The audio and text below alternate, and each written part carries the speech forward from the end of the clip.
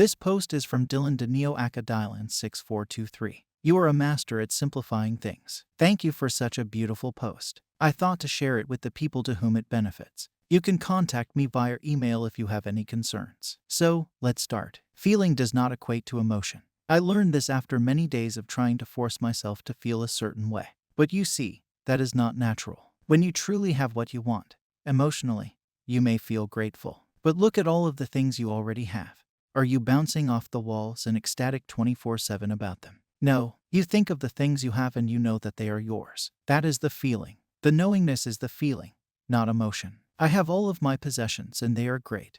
Don't get me wrong, and when I think of them I may feel grateful emotionally. But under that is the base assumption that that thing is mine. I know that it is mine, and so it is. Don't try to force any kind of emotion because that is not what the law is about. There is no force involved at all. Rather, a surrender to the wish fulfilled. A decision to know that what you want is yours is all that is required. And you must know it without a doubt. This is the feeling that Neville speaks of. It is no emotion. It is no vain repetition, but a simple knowingness that you have what you want already. Look within yourself. The whole of creation is already within you. Is there a thing in this universe that you cannot think of? Okay, everything exists within you. Now will you accept the fact that this is true and know that you do, in fact, have everything you want?